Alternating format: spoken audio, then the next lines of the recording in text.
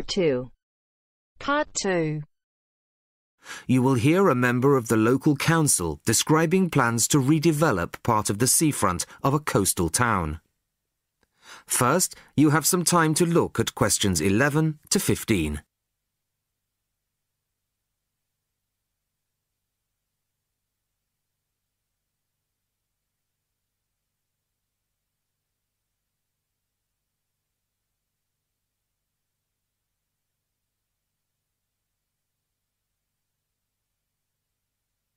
Listen carefully to the first part of the talk and answer questions 11 to 15. Good evening, everybody. I wasn't expecting to see so many people. Clearly, this is an issue of great local interest. Thank you all for coming. Well, as you all know, I've come to talk about the Council's plans for redeveloping the western part of the seafront. Firstly, of course, the Queen's Parade shopping centre is to be demolished. It was built on the cheap and in a hurry in 1953 and recently came third in a national newspaper's ugliest buildings in the country list, so I don't think anybody's going to miss it. The question was, what do we replace it with? Well, after consultations with the local community, we decided, as I'm sure most of you are aware, to replace it with a complex of small shops and workshops, plus a 3-screen cinema. We particularly didn't want another bland glass and steel shopping centre full of the same old chain stores as every other town centre. No, this is our chance to do something just a little bit different. I'll start at the top. On the 3rd floor will be a cafe and a restaurant. Part of this will be open air, so people can enjoy a meal or a cup of coffee in the fresh air, weather permitting, of course. Below this will be the cinema, and below that, on the 1st floor, will be some much-needed council offices. We're getting very cramped in the town hall, I can assure you. On the ground floor will be 20 small shop units, ranging in size from 20 to 50 square metres. Also on the ground floor will be 5 workshop spaces, which we hope will attract small manufacturing businesses back to the town centre, providing some additional local employment. Underneath the centre will be an underground car park. Not a great big car park like in the present centre. Our aim is that most visitors to the centre will come on foot or by bus. In fact, the car park will be restricted to people working in the centre and disabled visitors. Then, and perhaps this is the most exciting part of the project, the beach in front of the new complex is going to be completely transformed. We're going to extend the beach. Yes, extend it.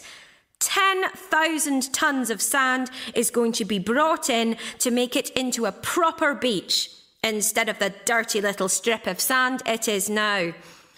As well as being for the enjoyment of local people, we're hoping that a decent beach will attract more visitors to the town, and that has to be good for local businesses. Before you hear the rest of the talk, you have some time to look at questions 16 to 20.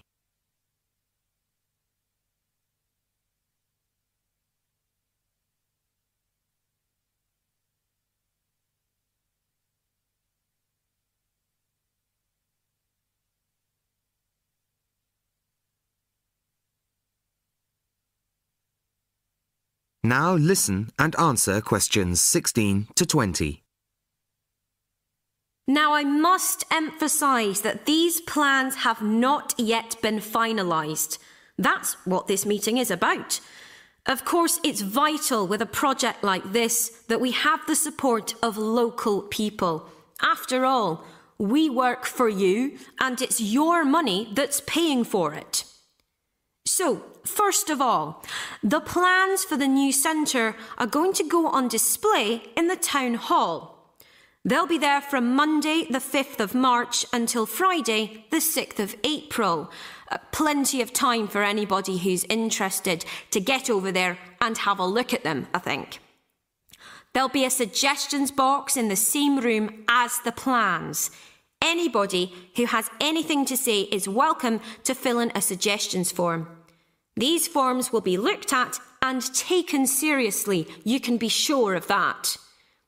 Then on Tuesday, April the 10th, there'll be another public meeting much like this one, and in this same place. It'll start at 7 o'clock, and there'll be a chance for local residents to address the council.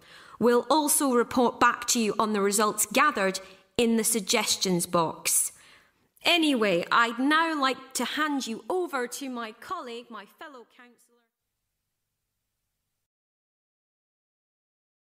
That is the end of part 2.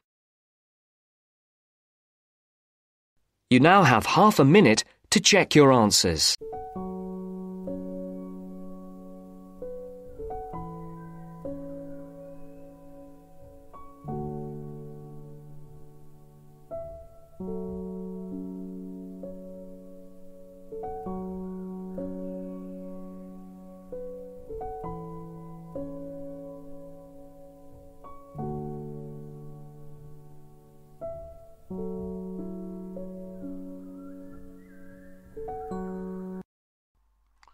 Hi, this is IELTS Bob.